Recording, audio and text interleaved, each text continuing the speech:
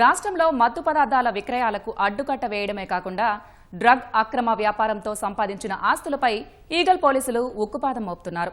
కేవలం నెట్వర్క్ను ఛేదించడానికే పరిమితం కాకుండా నిందితుల ఆర్థిక మూలాలను దెబ్బతీసే దిశగా చర్యలు చేపడుతున్నారు.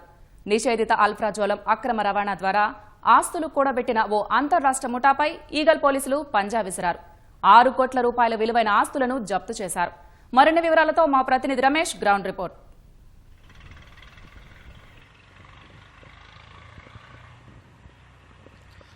తెలంగాణ రాష్ట్రంలో డ్రగ్స్ను పూర్తిగా నియంత్రించడానికి కూడా ఈగల్ పోలీసుల బృందం సంబంధించి కూడా ప్రత్యేక చర్యలు చేపడుతున్న సంగతి తెలిసిందే. అయితే ఇప్పటికే రాష్ట్రంలో చాప కింద నీరులుగా డ్రగ్స్ సరఫరా అవుతుంటే దాన్ని మూలాలను కూడా పూర్తిగా నిర్మూలించడానికి కూడా అనేక ఆపరేషన్లు అయితే చేపట్టడం జరిగింది. దీని ద్వారా పెద్ద ఎత్తున కోట్ల రూపాయలకు సంబంధించి కూడా నిందితులు ఆర్జించినట్లు కూడా అధికారుల దర్యాప్తులో వెలుగులోకి వచ్చింది. ఇప్పటివరకు కేవలం అంటే డ్రగ్స్ తర్వాత గంజాయి రూపంలో కూడా పెద్ద ఎత్తున నిందితులకు సంబంధించి కూడా సరఫరాతో పాటు విక్రయాలు జరుపుతున్న వాటిలో కూడా పెద్ద ఎత్తున లాభాలను ఆ విధంగా ఆర్జించినట్లుగా ఆదాయం సంపాదించుకున్నట్లు కూడా అధికారుల దర్యాప్తులు అయితే వెలుగులోకి రావడం జరిగింది.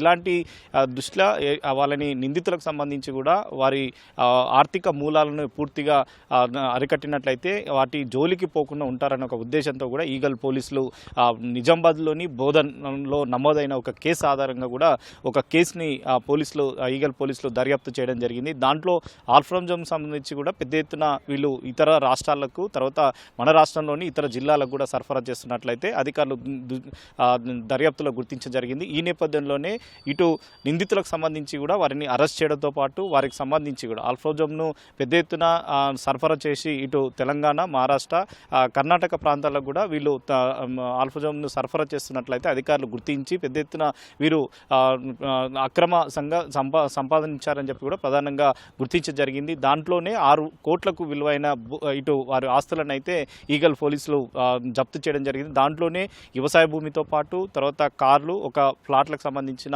ఆస్తులు అన్నట్లు కూడా అధికారులు గుర్తించడం జరిగింది. దీంట్లో ప్రభుత్వం పరంగా చూసుకున్నట్లయితే 2 కోట్ల వరకు 2,50,00,000 వరకు ఉంటుందని చెప్పి కూడా అధికారుల దర్యాప్తులో వెలుగులోకి రావడం జరిగింది. కానీ బహిరంగ మార్కెట్లో వాటి విలువ 6 కోట్ల వరకు ఉంటుందని చెప్పి కూడా అధికారులు స్పష్టం చేయడం జరిగింది. అయితే ఈ ఆల్ఫ్రాజోమ్కి సంబంధించి కూడా ఇతర జిల్లాలకు కూడా సరఫరా చేయడంతో పాటు వాటి ద్వారా కల్తీ కళ్ళను తయారు చేసి పెద్ద ఎత్తున బాధితులకు అనారోగ్యం పాలయ్యే విధంగా కూడా ఈ ఆల్ఫ్రాజోమ్ సరఫరాదారులు చేశారని చెప్పి కూడా ఈ దర్యాప్తులో వెలుగులోకి రావడం జరిగింది. దీంతో సిద్దిపేటకు సంబంధించి కానీ బోధన్ ఈ ప్రాంతాలకు సంబంధించి కూడా 3 క్రిమినల్ కేసులను అయితే అధికారులు నమోదు చేసి వారిని నిందితులను అయితే అరెస్ట్ చేయడం జరిగింది. కానీ ఇలాంటి తరహాల్లోనే ఎవరైనా గంజాయి కానీ డ్రగ్స్ కానీ ఎవరైనా సరఫరా చేసిన నిందితులకు సంబంధించి కూడా ఎక్కువ పెద్ద మొత్తంలో కూడా ఆస్తులు కూడబెట్టినట్లు ఉన్నట్లయితే వాటిని ఆర్థిక మూలాలను కూడా పూర్తిగా అరికట్టేందుకు కూడా చర్యలు తీసుకునేందుకు కూడా ఈగల్ పోలీసులు ఇప్పుడైతే సిద్ధమవుతున్న పరిస్థితి ఉంది. ఇప్పటివరకు కేవలం నిందితులను పట్టుకోవడం, తర్వాత వారిని అరెస్ట్ చేసి రిమాండ్కు తరలించడం వరకే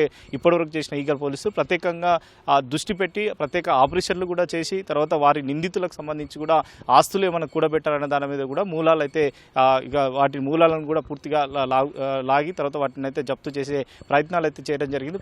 ప్రస్తుతం అంటే బోధన్ కేసులో ఆధారంగానే వీటిని ఈ నిందితులకు సంబంధించిన ఆస్తులను జప్తు చేస్తున్నట్లు కూడా ఈగల్ పోలీసులు అయితే ప్రకటించడం జరిగింది. కానీ రాబోయే రోజుల్లో ఇంకా పెద్ద ఎత్తున చాప కింద నీరులాగా ఎవరైతే సరఫరా చేస్తున్నా తర్వాత విక్రయాలు నిర్వహిస్తున్నా ఎవరైతే గంజాయి కేటుగాలు ఎవరైతే ఉన్నారో వారిపై కూడా ప్రత్యేకంగా దృష్టి పెట్టి వాటి మూలాలను కూడా పూర్తిగా ఆర్థికంగా కానీ తర్వాత వాటి మూలాలను కూడా మొత్తం ప్రకటించే విధంగా కూడా ఈగల్ పోలీసులు చర్యలు అయితే తీసుకోవడం జరిగింది. ఇప్పటికే గోవా కానీ తర్వాత బెంగళూరు ఇతర రాష్ట్రాలకు సంబంధించి కూడా వాటిలో ప్రత్యేకంగా ఈగల్ డైరెక్టరే సందీప్ షాండిల్య కూడా ప్రత్యేకంగా ఆపరేషన్లో పాల్గొని ఆ నిందితులను కూడా ఇటు తెలంగాణ రాష్ట్రంలో డ్రగ్స్ను సరఫరా చేయకుండా చర్యలు చేపట్టడం జరిగింది. అయినప్పటికీ ఇలాంటి నిందితులు పెద్ద ఎత్తున ఆస్తులు కూడబెట్టినట్టయితే వాటిపై దృష్టి సాధించి వాటికి సంబంధించిన ఆస్తులను కూడా జప్తు చేస్తామని చెప్పి కూడా పోలీసులు ఒక కేసు ద్వారా అయితే హెచ్చరించిన పరిస్థితి అయితే కనపడుతుంది. Photo studio.